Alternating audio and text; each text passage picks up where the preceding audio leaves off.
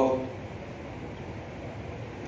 सर्वप्रथम मी आमचे सहकारी दिवंगत स्वर्गीय उपमुख्यमंत्री अजितदादा पवार यांना भावपूर्ण आदरांजली अर्पित करतो।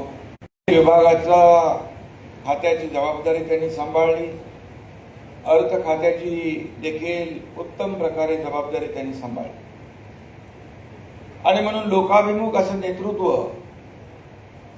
एक उत्तम प्रशासक म्हणून, उत्तम संघटक म्हणून त्यांनी काम केलं। आम्ही एकत्र काम केलं अनेक वर्ष आणि मुख्यमंत्री असताना अतिशय मोठी जी मुख्यमंत्री माझी लाडकी बहीण योजना आम्ही करण्याचा निर्णय घेतला। आवाका मोठा होता, व्याप्ती मोठी होती आणि त्याला लागणारा वार्षिक खर्चही फार मोठा होता, परंतु अशा परिस्थितीमध्ये देवेंद्रजी, मी आणि अजितदादांनी ठरवलं आणि अजितदादांनी देखील कुठलेही ताळमेळ घडी विस्कटून न देता अतिशय उत्तमपणे एवढी मोठी योजना जी त्या काळामध्ये राबवण्याचा निर्णय घेतला, त्यावेळेस उत्तम असं अर्थ तज्ञ म्हणेन मी, उत्तम अर्थ खात्याची नाळ आणि जाण असलेला नेता म्हणून मी अजितदादांना त्यावेळेस पाहिलं आणि अजितदादांचं काम आपल्याला मला सांगण्याची आवश्यकता नाही। अतिशय वेळेवर, चोखपणे, सडेतोडपणा, स्पष्टवक्तेपणा त्यांच्या वागण्यातून, बोलण्यातून आपण पाहिलेला आहे आणि तेवढाच परखडपणा, स्पष्टपणा असताना देखील तेवढाच प्रेमळ स्वभाव देखील आपण पाहिला आणि म्हणून त्यांच्या जाण्याने एक मोठी पोकळी निर्माण झाली, वस्तुस्थिती आहे। परंतु सुनेत्राताईंनी देखील उपमुख्यमंत्री पदाची जबाबदारी अतिशय समर्थपणे स्वीकारली आणि आता एक कर्तव्य म्हणून, एक जबाबदारी म्हणून आपल्याला पार पाडली पाहिजे याचं भान त्यांनी ठेवलं। खरं म्हणजे मी अगोदर देखील म्हणालो होतो की सांत्वन करणं सोपं असतं, परंतु दुःख पचवणं कठीण असतं आणि मला परिवारावर आलेलं संकट जे आहे, सुनेत्राताई आहे, पार्थ आहे, जय आहे, त्यांचं सर्व परिवार, आपण आता सगळे परिवारातले आहोत आणि म्हणून परिवारातले सगळे इथं आपण एकत्र आलेलो आहोत, समोर बसलेला आहोत। हे अजितदादांवर आणि सुनेत्रा वहिनींवर असलेलं प्रेम या ठिकाणी आजही आपण दाखवलं आणि या राज्याचा गाडा चालवताना या ठिकाणी देवेंद्रजी, मी आणि सुनेत्रा वहिनी आज अतिशय जबाबदारीने राज्याला आम्ही पुढे नेण्याचा प्रयत्न करतोय। एवढं सगळं योजना सुरू असताना देखील या अर्थसंकल्पात शेतकऱ्यांची कर्जमाफी करण्याचा देखील निर्णय आपण घेतला। सुनेत्राताई अतिशय उत्तमपणे काम सांभाळतायत, जबाबदारी सांभाळतायत आणि यामागे अजितदादांचा आशीर्वाद नक्कीच आहे आणि म्हणून महायुती म्हणून ही निवडणूक आपण लढवतोय। आपली जबाबदारी आहे साऱ्यांची। या भागामध्ये जे काम अजितदादांनी उभं केलं हे त्याच्या साक्षीदार सुनेत्राताई आहेत आणि म्हणून या भागातली जनता आज महायुतीच्या उमेदवार म्हणून सुनेत्राताईंच्या पाठीशी आहे। अनेक संघटनांनी पाठिंबाही दिला आहे, अनेक लोकांनी समर्थन दिलं आहे आणि ही निवडणूक बिनविरोध व्हावी अशी देखील आमची सगळ्यांची इच्छा होती। मी देखील म्हणालो की या राज्याची एक परंपरा आहे की अशा प्रकारची दुःखद घटना झाली, दुर्दैवी घटना घडली, विद्यमान आमदार सदस्य जेव्हा आपल्यातून जातो त्यावेळेस ही निवडणूक बिनविरोध व्हावी अशा प्रकारची एक परंपरा, प्रथा आहे, ती सगळ्यांनी पाळली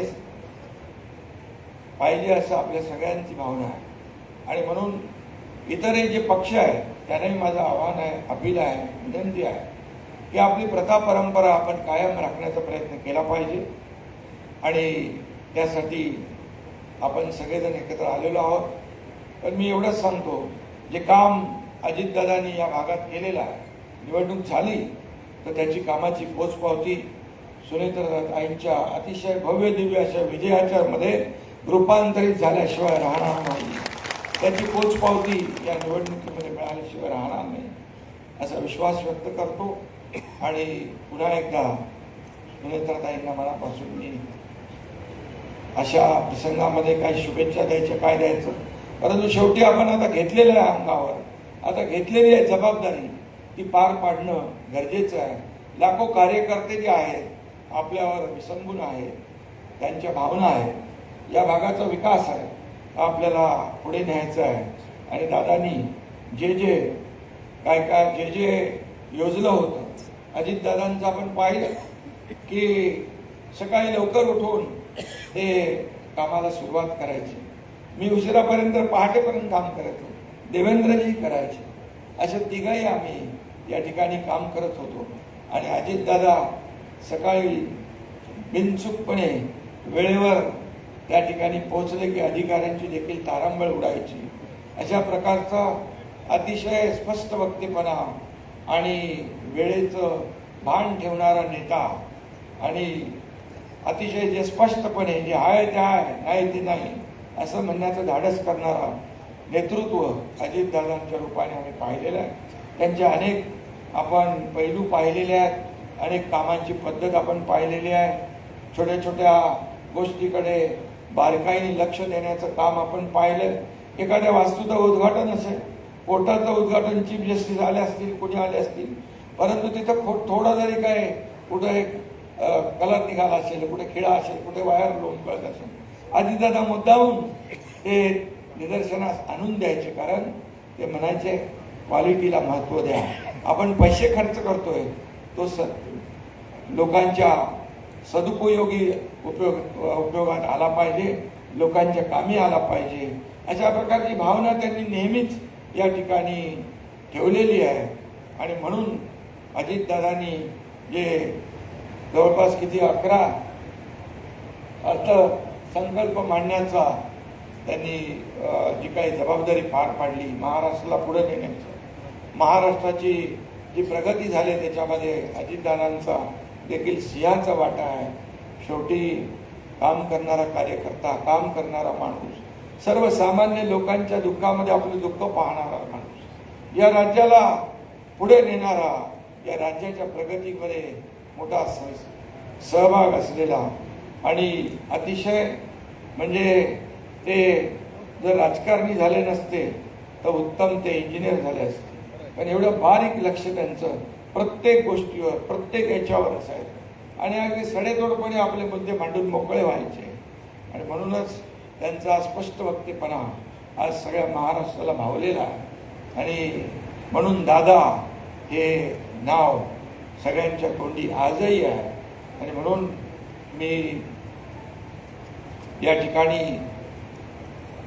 त्यांच्या कामाची पोचपावती आपल्याला मिळाल्याशिवाय राहणार नाही या निवडणुकीमध्ये, मगाशी मी म्हणालो. आणि सुनेत्रा वहिनी देखील त्या ठिकाणी आपण दुःख सहन करून ही सगळी जबाबदारी आपण अंगावर घेतलेली आहे आणि आपण समर्थपणे ते पेलताय. अगदी सुरुवातीपासूनच आपण पाहिलं की प्रत्येक कार्यक्रमाला आपण हजेरी लावताय. आपली जबाबदारी ओळखून या. बावनकुळे सर या, तुमच्यासाठी तुम्ही थोडं वाढवत होता आणि म्हणून मी आज आपल्या महायुतीच्या उमेदवार सुनेत्रा वहिनींना मनापासून शुभेच्छा देतो. आणि आपल्या सगळ्यांना एवढंच सांगतो की आपण कुठल्याही परिस्थितीमध्ये गाफील राहता कामा नये. बिनविरोध झाली तर काहीच प्रॉब्लेम नाही. निवडणूक लढायची असेल तर आपण जिंकणारच आहोत, त्याच्यात कुठलाही दुमत नाही. परंतु कोणी गाफील राहू नका.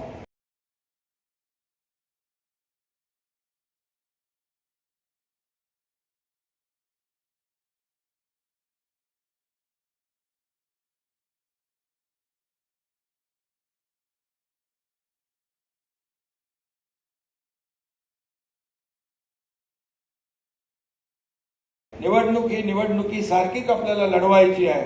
सगळ्यांनी दिवस रात्र मेहनत करून आतापर्यंतच्या इतिहासातले सगळे रेकॉर्ड मोडून टाकायचे आहेत, सगळे विक्रम आपण मोडायचे आहेत, हीच विनंती आपल्याला मी करतो. धन्यवाद. जय हिंद, जय महाराष्ट्र. धन्यवाद आदरणीय शिंदे साहेब. खरं तर मी व्यासपीठाची दिलगिरी व्यक्त करतो आदरणीय शिंदे साहेबांच्या मनोगतानंतर. आदरणीय महसूल मंत्री चंद्र